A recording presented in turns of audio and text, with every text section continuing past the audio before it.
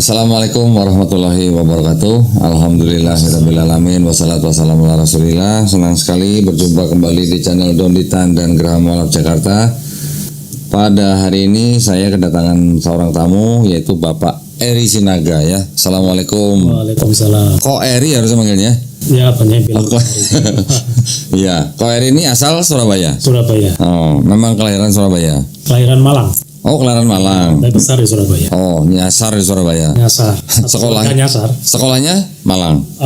SD di Malang, tapi nyambung terus ke Surabaya. Oh, dari SMP berarti? Mulai SD juga. Oh, mulai SD udah Surabaya? Yes. Oke. Orang tua asli Malang berarti, Pak? Asli Malang. Betul. Oh, Malang tuh yang ada STT itu, Pak ya? Betul. Setiap hari lewat itu. Oh, tiap hari lewat. Sempat sekolah di situ, Pak? Nah. Oh, enggak. Kirain sekolah di STT Malang ya. Nah, alhamdulillah Pak Eri Sinaga ini juga sama titelnya sama saya, Pak ya. Punya titel sama kan Mas kan? MK ya. MK ya, mantan kafir. Alhamdulillah. Tahun berapa Pak sadat? Saya sadat terakhir 2017. Oh, 2017. Berarti ini udah jalan 7 tahun. 7 tahun ya. Alhamdulillah. Gimana Pak? Cerita Pak. Pertanyaan standar Pak. Kenapa milih Islam gitu? Ya. Kenapa balik Islam gitu? Saya cerita mungkin agak lebih flashback dulu ya. Ya. Sebenarnya yang mau alaf ini papa saya.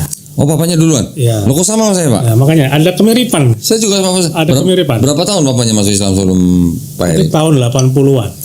Oh, udah tahun lama. 80-an, saya masih kira-kira usia 4 tahun lah. 4 tahun. Kalau saya masuk Islam umur 40 tahunan lah kira-kira dia. Itu di Malang, masih di Malang. Terus kita pindah Surabaya satu keluarga. Nah, di situ papa saya itu aktif di organisasi Islam Tionghoa lah. Oh, di Malang. Baik di Malang maupun di Jawa Timur, di Surabaya. Oke. Namanya apa Pak? Ingat nggak Pak? Tapi mungkin nggak enak kalau saya sebut ya. Bukan Piti? Iya. Oh, Piti. Oh, ya nggak apa-apa Pak. Emang kenapa? Gitu ya. Emang kenapa kalau disebutin? Nah, beliau itu aktif sampai jadi ketua satunya lah. Di Jawa Timur, gitu. di Jawa Timur. Tahun-tahun 80-an? Yes, 80. Kira-kira 15 tahun, 16 tahun lah. Saya masih kecil sampai saya remaja. Sekeluarga kita dulu semua Muslim semua sebenarnya. Oke, keluarganya ini ya. Jadi kakak saya, sampai adik saya, mama saya juga sempat Muslim semua. Oh, maksudnya sempat itu gimana Pak? Ya, apa balik karena lagi? ikut papa.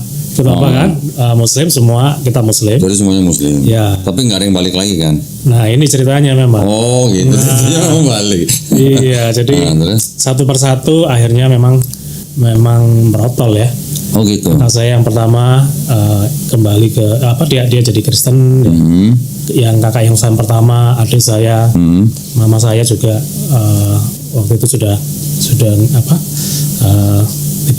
Islam lagi, nggak Muslim lagi. Mamanya? Mama saya juga semua. Jadi saya yang terakhir tuh ceritanya tuh. Oh. Tapi papanya? Nah, ini juga ada cerita sedikit ya sebenarnya. Papa saya itu kan ya aktif kurang lebih 15 tahun lah sebagai Muslim. Nah, tapi pada saat di akhir hayatnya lah, itu kan stroke dulu. Nah, pada waktu stroke itu hampir tidak ada yang saya saksikan ya, nggak ada teman-temannya tuh yang jenguk gitu ya.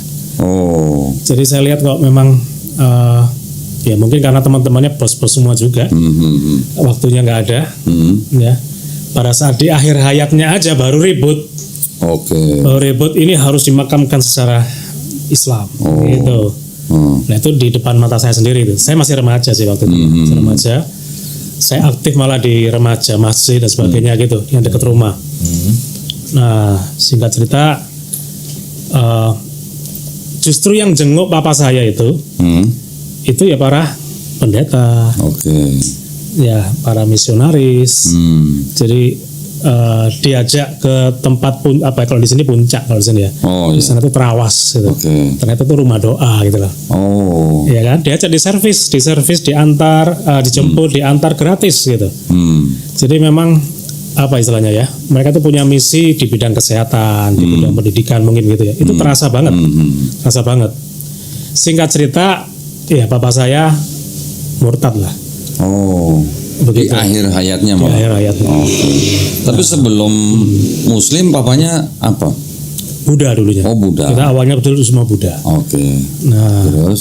jadi itu yang saya saksikan sendiri ya. Pada waktu itu mungkin anak-anaknya semua ini, termasuk saya mungkin waktu masih sibuk awal bekerja ya. Jadi nggak fokus ke rumah gitu loh. Oke.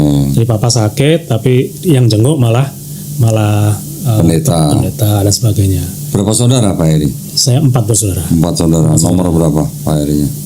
Nomor 3 saya. Nomor 3. Nomor 3. Jadi namanya kembali ke Kristen.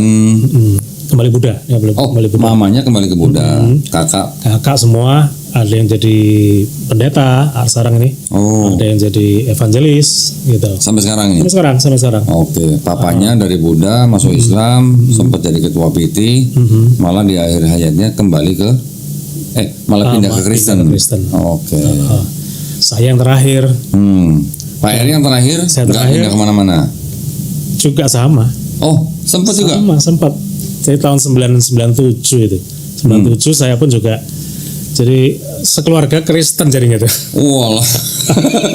Jadi dari Buddha ke Islam, malah ke Buddha lagi ya, ke Kristen ya.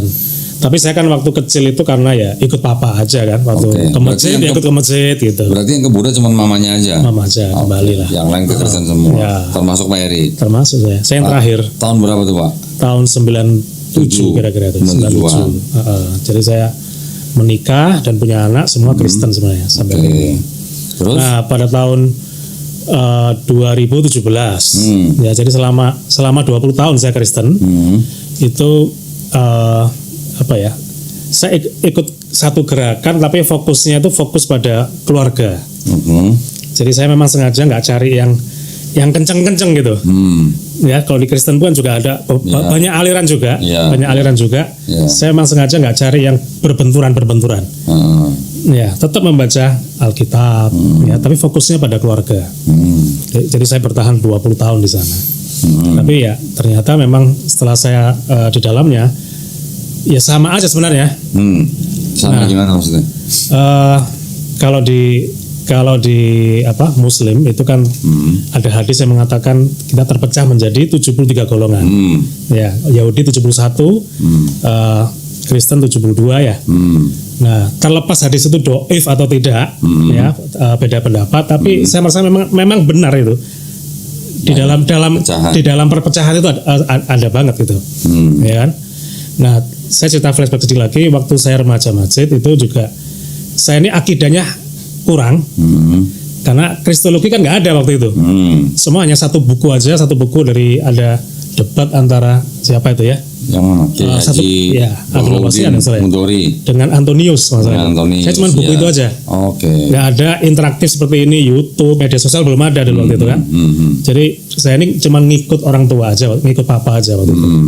Nah, tapi saya juga memang ikut beberapa pengajian-pengajian di saat saya masih muda begitu, masih kosong. Tapi itu bagi saya, ya kenapa saya murtad? Terlalu kenceng gitu loh. Apanya Pak terlalu kenceng? Pengajian-pengajian. Kelompok pengajiannya. Ya, saya ikut ya yang underground lah. Ya, jadi terlalu kenceng bagi saya. Ya seperti kita kayak menarik gitu ya. Terlepas gitu langsung murtad gitu deh. Nah, jadi saya ini trauma sebenarnya. Bukan trauma, lebih tepat. Saya ini capek dengan kondisi umat Islam saling tercerai-berai. Begitu saya masuk di Kristen, sama sebenarnya. Sebenarnya sama. Dalam hal tercerai-berai ya. Beda bahasa kali Pak. Beda bahasa. Ya. Terus? Nah, makanya saya cari yang aman-aman lah sama 20 tahun itu. Ya, saya nggak mau berbenturan dengan yang sesama Kristen. Ya, saya cari sesuatu yang aman, yang nggak mau capek buang energi dalam hal itu. Nah, singkat cerita tahun 2017 itu kan Dr. Zakir naik ke Indonesia. Ya, sayangnya nggak ke Surabaya. Ke Ponorogo. Ke Gontor ya. Ke Gontor. Jadi dia kan 7 kota itu. 7 kota. Tapi saya sudah pelajari sebelum dia datang. Gitu. Saya pelajari semua YouTube-nya. Ini kayaknya mirip ya ceritanya ya. Mirip aku Dondi kan? Ada hubungannya. Pada saat itu juga saya langsung kembali ke masjid yang saya aktif dulu, remaja masjid. Gitu. Saat itu juga. Nah, masih Kristen itu? Iya, masih Kristen. Saya akhirnya memutuskan wah apa yang dikatakan Dr. Zakir Naik ini menyentuh banget lah buat saya nih. Gitu ya. Dan dia kalau mengatakan di ceramahnya dia panggil orang Kristen atau agama lain dengan brother and sister. Saya belum pernah dengar tuh. Ada penceramah panggil orang yang beda agama, brother and sister. Ya dari itu aja saya sudah wah ini bagus nih. Ini saya tersentuh nih. Nah, baru ketika saya kembali lagi ke fitrah saya ya, kembali ke fitrah saya di sana 2017 itu kira-kira akhir Maret kalau salah itu. Ya pas waktu lagi safarinya beliaunya tuh. Lagi safarinya. Nah, jadi sekarang udah 7 tahun. 7 tahun ini ya memang di keluarga ya nggak semudah itu juga. Dengan istri saya nggak semudah itu juga saya kembali ke Islam. Ya, dan saya sebenarnya ingin mencari sebuah komunitas supaya saya bisa kembali lagi dengan utuh gitu. Nah, memang saya pilih lah. Artinya saya nggak mau kembali seperti dulu pengajian yang terlalu kenceng waktu itu, ya. Saya benar-benar milih gitu. Nah, baru 2 bulan ya. 2 bulan ini saya ketemu. Masya Allah. Ketemu apa nih Pak? Ketemu di yang namanya Yayasan Pembina Mu'alaf ya. Mu'alaf atau Alhamdulillah. Nah, jadi ini memang Pak Heri ini belum lama ya, baru 2 bulan ini.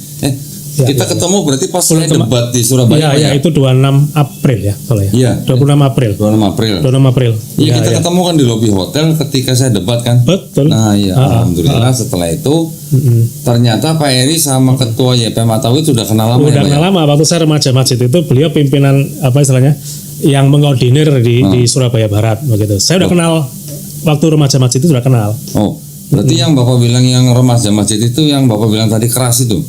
Ya. Wow, berarti ketua kita keras berarti. Nggak. Justru terbalik. Oh, malah terbalik. Ya. Oh. Terbalik. Saya lihat beliaunya lulusan STAN ya. Sekolah Tinggi Akuntansi Negara. Nah, itu kan pasti anak-anak pinter-pinter. Iya. Zaman itu ya. Sekarang juga masih lah. Sekarang juga pinter-pinter. Pinter-pinter juga. Ya. Nah, terus beliau ini kalau ke masjid pakai sorban. Yang saya tahu itu namanya jemaah tabligh ya. Jemaah tabligh. Nah, yang saya tahu juga waktu saya ikut jemaah tabligh kajiannya ya, saya nggak sempat ikut kalau nginep itu enggak. Itu yang menarik itu ada 4 hal yang jangan dibicarakan. Yang 2 yang saya garis bawahi. Pertama, jangan bicara politik. Yang kedua, jangan bicara khilafiyah. Hal-hal yang beda pendapat. Nah, karena ini sebenarnya ini pintu untuk untuk pecah belah umat sebenarnya. Ya, terlepas setuju atau tidak. Kalau tidak membicarakan 2 itu kemana aja masuk? Ya, maksudnya gini, kalau ini umat Islam sering terpecah belah karena 2 hal ini. Iya. Begitu. Nah, makanya saya 7 tahun ini terakhir saya setelah mualaf. Saya hati-hati nggak mau kejebak di 2 hal ini gitu loh. Iya kan? Tapi sekarang hampir semua organisasi semua masuk ke bidang-bidang ini kan. Nah, begitu saya kenal JPMA, pertama yang waktu acara debatnya ke Dondi di Surabaya, kan ketuanya Mas Ang ini kan ada speak di awal kan, opening kan. Nah, beliau mengatakan berdebat dengan cara yang baik. Paling baik. Dengan di Al-Qur'an. Wah, saya langsung nyes gitu. Nah, ini yang saya cari. Karena sebelum saya kenal ke Dondi di acara itu, waktu Ramadan kemarin, saya ini baru tahu ada kristologi. Ini Ramadan kemarin sebenarnya. Berarti selama ini nggak ngikutin? Nggak ngikutin saya. Kecuali setelah Zakir Naik itu, kan belum ada langsung youtuber kristologi kan belum ada. Ya. Saya dengar mulai Facebook sudah ada ya. Cuma saya nggak tahu.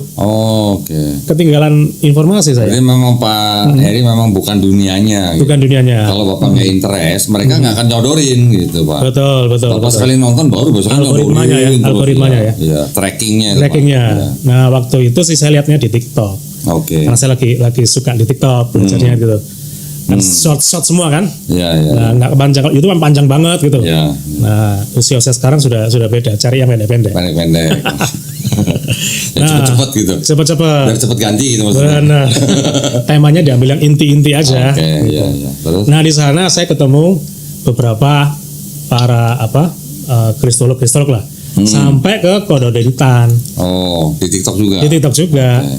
Nah di situ ternyata kok besok ini ada acara di Surabaya debat. Oh. Saya taunya malamnya itu. Oh gitu. Jadi sudah Mang Farid pengen nonton. Setelah nonton video pendek saya ini itu. pengen ketemu Kodondi juga sebenarnya waktu itu. Oh, okay. Nah, kok ternyata besok ada acara di Surabaya. Oh gitu ya. Acaranya jam 4 kan? Iya. Nah, saya ketemu dengan Melisa pertama kali itu. Melisa. Oh, Melisa manajer saya itu, Pak. Yes. Iya kan? Iya. Nah, panitianya jam 4 jam 3 kalau saya. Saya datang jam 2 itu. Jam 2 siang. Jadi nggak ada orangnya sana tuh. Kerajinan berarti. Kerajinan. Ya kan? Terus? Nah, sampai malam. Saya belum tahu kalau ketua YPMA-nya itu Mas Aang ini ya. Okay. Saya belum tahu karena dia pakai masker kan. Iya.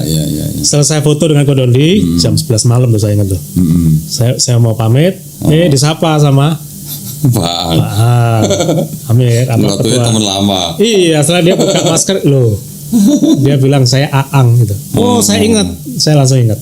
Iya. Nah, cerita lanjutnya saya dikenali sama Pak pembina YPMA Pak Kiai Rofi'i. Ya.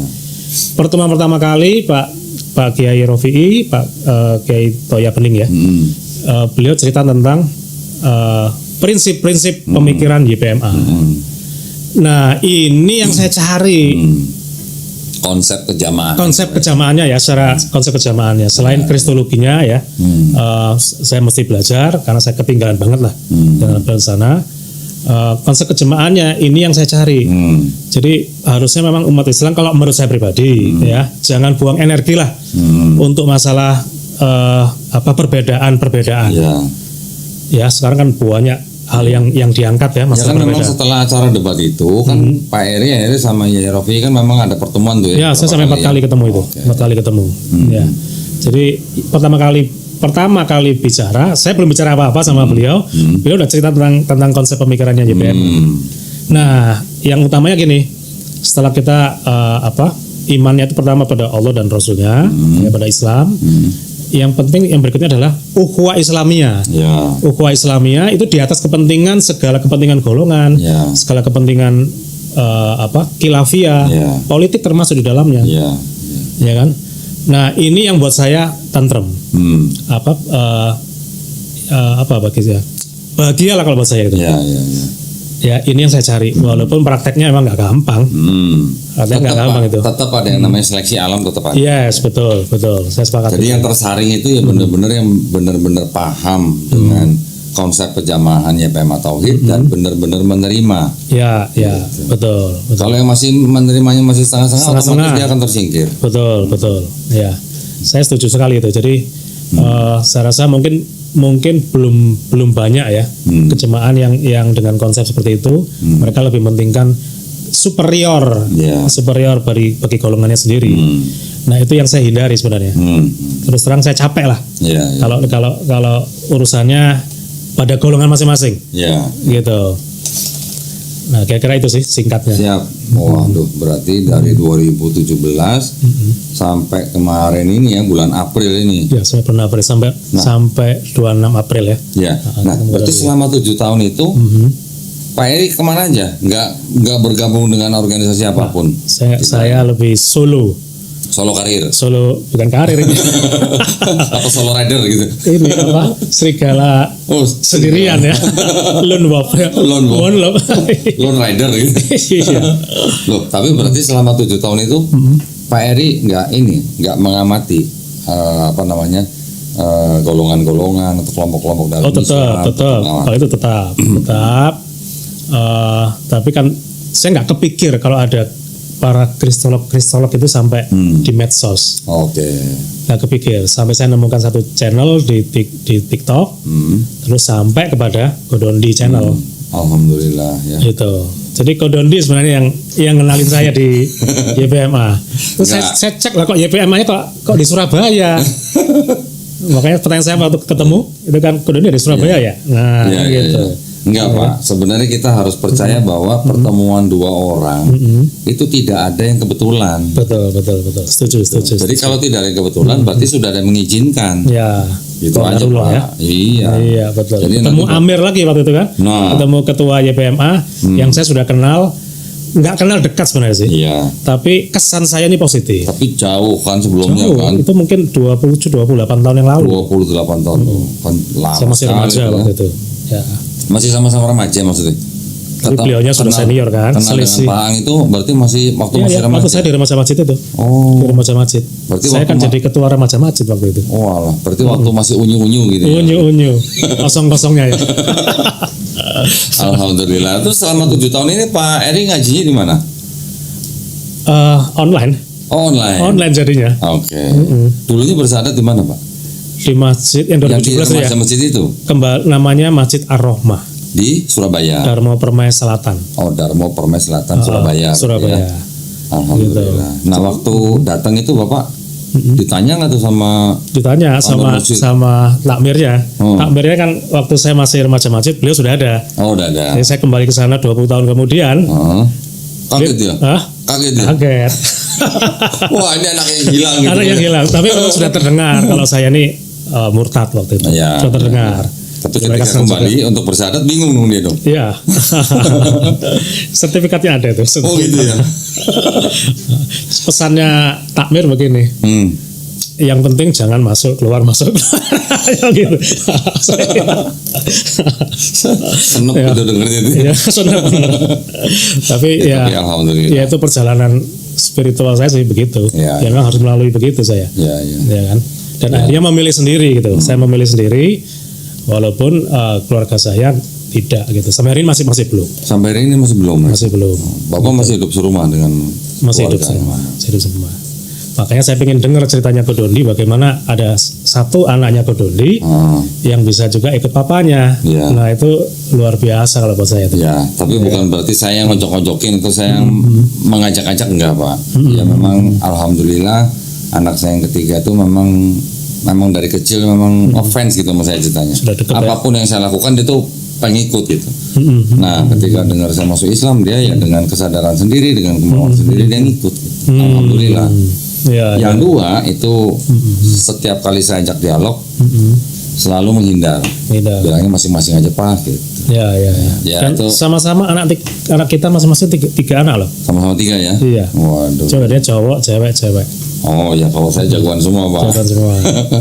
Ya tapi ya saya masih berhubungan yang baik, masih berkomunikasi. Bahkan yang kemarin pertama menikah juga saya hadir, yang kedua nih besok mau menikah juga saya insya Allah hadir. Tetap kita sebagai ayah kan bukan bekas Pak. Tidak ada bekas anak, tidak ada bekas ayah kan. Nah itu. Kalau istri masih bisa bekas Pak. Ya kan masih ada mantan istri. Tapi kan kalau anak tidak ada mantan anak. Selamanya ya. Selamanya, namanya darah daging ya Pak ya. Betul.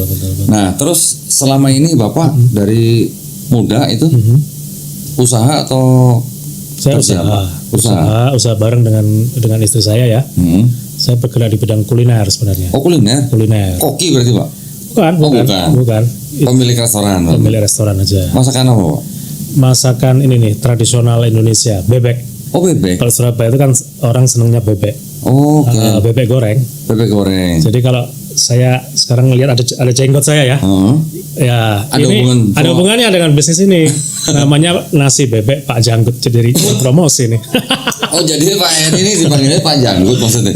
Oh gitu. Jadi nama restorannya Bebek Pak Janggut. Bebek Pak Janggut. Iya. Oke. Itu ada cerita sedikit unik ya. Jadi anak saya yang terakhir kecil, cewek ya. Waktu umur 9 bulan. Itu seneng-senengnya saya gendong begini. Ngadep ini saya gendong begini. Pegangan jenggot. Nah, dia megang janggut saya. Dia megang janggut gini. Terus? Tumbuh 1, 2, 3. Saya turunin begini, pegang lagi. Benar. Ya. Jadi sejak itu saya tumbuh jenggot. Ya, selebat ini sampai hari ini. Saya udah cukur mungkin 3 kali, ya. Kembali lagi terus seperti ini. Oke. Ya.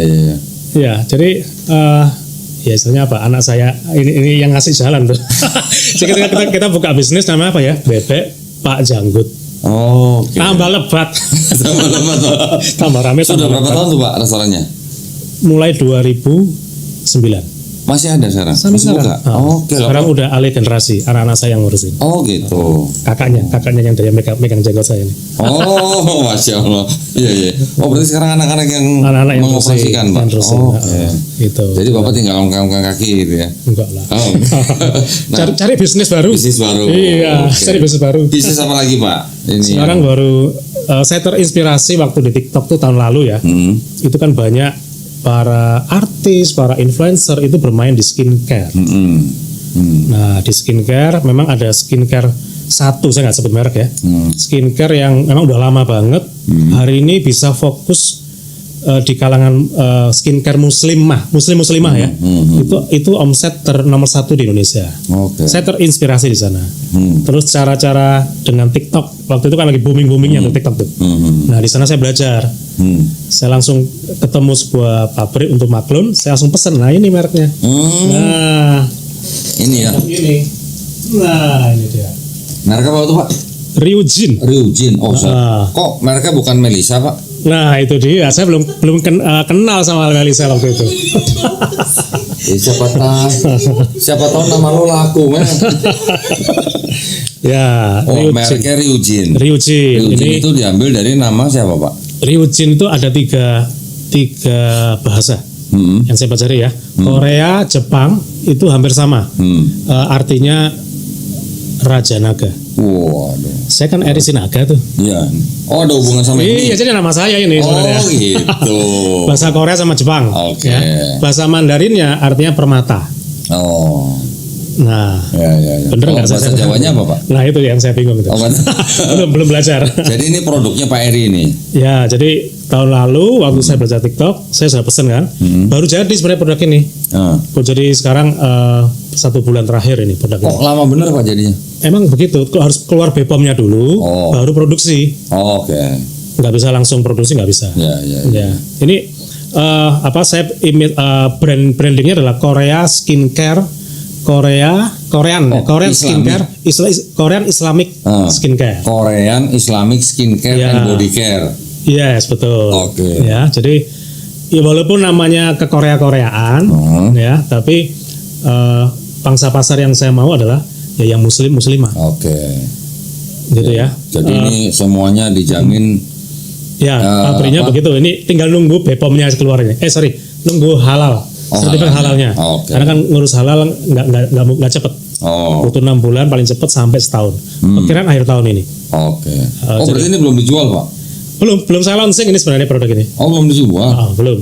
Ya. Nunggu halal keluar baru boleh jual? Tidak harus. Yang penting BPOM keluar aja sudah bisa diedarkan.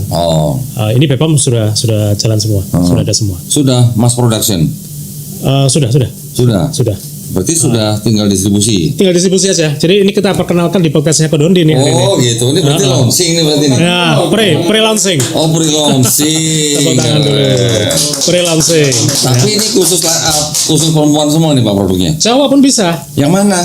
Ya semua ini bisa. Ini bisa buat cowok? Yes. Serius Pak? Bisa. Saya coba. Itu untuk jerawat ya, acne treatment. Ya. Ini buat jerawat? Ya, yang ada jerawat itu serumnya. Saya bingung nih Pak, umur segini masih ada jerawat, kenapa tuh Pak? Puber. Ya, benar, puber ya. Puber ke-6. Kedua udah lewat jauh. Ya. Ini berarti ke-6 ini berarti ini. Ke-6 ya. Iya benar. Oke, saya buka ya Pak ya. Ya, silakan. Coba. Ini bisa buat cowok juga? Bisa. Semua produk yang dipakai saya bisa untuk cowok juga. Waduh, berarti ini ya. Ini. Apa nih? Serum ya Pak ya? Serum untuk jerawat itu. Serum apa serum? Jangan celah gua nggak tahu masalah kosmetik, gua nggak tahu. Serum. Ini pakainya gimana Pak? Ditetesin di mulut gitu? Jangan. Nah, yang ada jerawatnya. Di jerawatnya. Ya. Oke. Ini buat kutil bisa. Buat kutil ya. Nanti ini aja. Pakai sabun scrub kopi. Itu sabun kopi. Ya, ini formula ini bisa untuk badan dan juga untuk muka. Gitu. Tapi dia ada scrub ya. Jadi kita pakai untuk mengangkat sel-sel kulit mati. Bukan mengangkat kutil. Bukan. Tapi nanti kalau sering di scrub ya kutil juga hilang lah. Iya. Berarti ini serum buat muka. Ya. Ini kalau Kodondi pingin pingin tampil usia 17. Waduh, kemudahan Pak kalau 17 Pak. Ya. Nah, pakai yang itu. Kenapa yang ketawa banyak banget ya? Pakai yang ini ya. Itu untuk anti wrinkle. Ini, anti kerut. Anti kerut. Ya. Saya takut Pak kalau nanti kerut saya hilang malah bahaya loh Pak. Nggak pulang ya nanti ya. Intensif anti wrinkle. Ya. Serum juga. Yes, ini untuk usia 30 tahun ke atas lah biasanya. Oke, terus Kalau ini kita ada dark spot, dark whitening. ya. Oh ya, and dark spot. Dark spot. Berarti bisa ngilangin tompel Pak nih. Nah, ini yang perlu dicoba. Kalau tompel mah ceritanya beda itu. Kalau dark spot apa kan tompel ya? Bukan, dark spot tuh kayak gini nih. Ya, kulit apa? Hitam. Bintik-bintik. Oh, bintik-bintik. Bintik hitam. Oh. Flek. Ya. Treatment serum. Ini Bapak riset sendiri atau gimana? Nah, saya dari formula dari teman juga yang ahli di bidang dermatologi juga. Bapak beli formulanya atau jadi partner Bapak? Cuma ini teman baik ya. Dikasih doang. Oh gitu. Iya. Wih mau dong. Lu nggak mau kan? Sekarang banyak sekarang. Kalau ini apa nih? Nah, ini exfoliating gel. Jadi Apa nih Pak? dia gel, ya hampir sama dengan ini. Cuman di oles aja. Ceritanya mau jadi brand ambassador, udah belajar ya. Benar. Saya butuh brand ambassador ya. Jadi tinggal dioles aja, langsung keluar daki-dakinya. Oh. Ya, daki-dakinya dan langsung halus gitu. Halus, brightening. Oh, berarti Ayo kita cobain. Berarti Ayo. ketek bagus dong. Ya, nanti kita demoin nanti. Ini sama semua. Ayo Bang. Sama. Demo Bang. Nah, demo. Kalau yang naik sepeda motor biasanya kan telapak tangan, punggung ini Iya, kan kelihatan hitam kan? Oh iya. Itu langsung bisa cepet gitu. Ya, Nah ini cepet apa? glowing. Brightening. Ini moisturizer. Moisturizer. Ya. Ini buat Moisturizer. muka juga. Buat muka.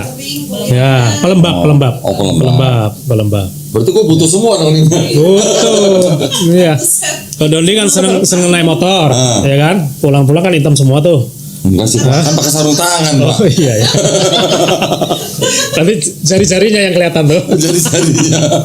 Ya, pakai sabun ini ya dan exfoliating gel, exfoliating Tapi saya mau confirm nih Pak, beneran nih. Ini berarti semua produknya Pak Eri ini bisa buat cowok cewek. Yes. Bisa. Sebenarnya semua skincare itu begitu. Loh, Kan sama-sama kulit lah, punya kulit. katanya beda Pak, kulit cowok mau itu kulit cewek. hanya untuk supaya orang beli yang cowok gitu loh. Oh, Ya, sebenarnya sama.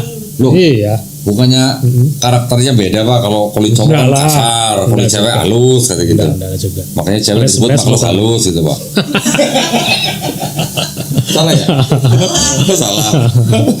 Tapi memang Oh, sekarang gitu. juga ada produk yang khusus untuk cowok. Itu supaya target aja, supaya targetnya Oh, segmentasi. cowok, segmentasi aja. Oke, berarti Pak Eri juga belajar ilmu marketing dong nih berarti. Bikin Ya ini. mau nggak mau harus. Mau nggak mau. Gitu. Sudah ada Pak, direktur marketing udah ada. Ini ada dari ada. teman-teman. Oh, kirain belum ada. Ada ya? Enggak, cuma nanya Ada doang. calon. Nengok gue lagi. Enggak. Kalau nengok ini brand ambassador ya Pak. Gitu ya. Tapi Bapak nyari brand ambassador ada berat minimum nggak? Atau Nah, berat itu. maksimum gitu? Kalau saya kasih kok. Kan gua nanya doang, kan. Kali aja lu masuk kriteria. Lu siapa tahu ya? Nanti kan gua dapat komisi. Coba. Ya.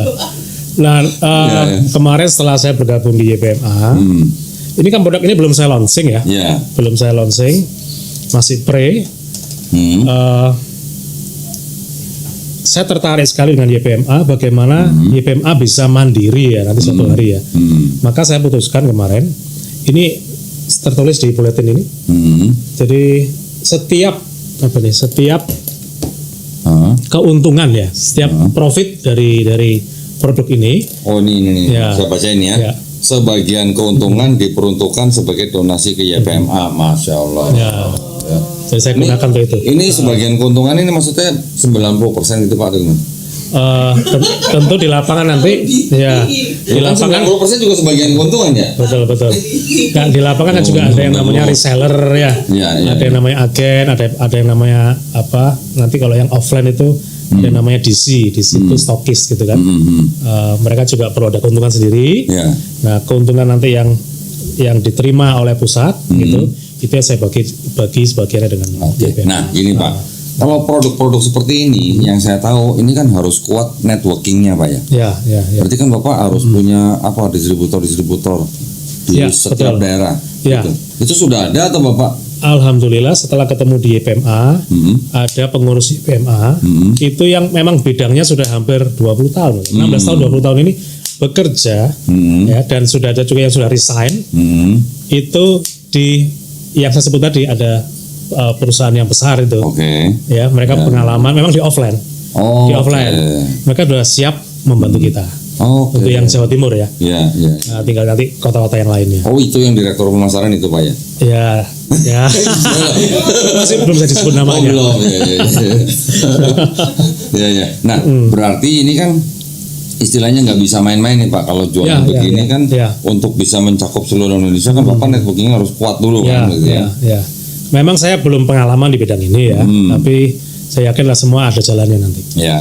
Kalau kita niatnya bagus, baik, pasti ada jalannya. Ya, dengan niat untuk membantu dakwah ya Pak ya, insya Allah nanti ada jalannya. Ya, amin. Terus Bapak berarti juga mau jualan online? Ya, tetap karena awalnya kan timbul karena TikTok rame sekali waktu itu, ya kan? Bahkan mungkin waktu itu omset terbesar kali ya saya dengar itu dari TikTok ya. Salah satunya. Iya, salah satunya. Gitu.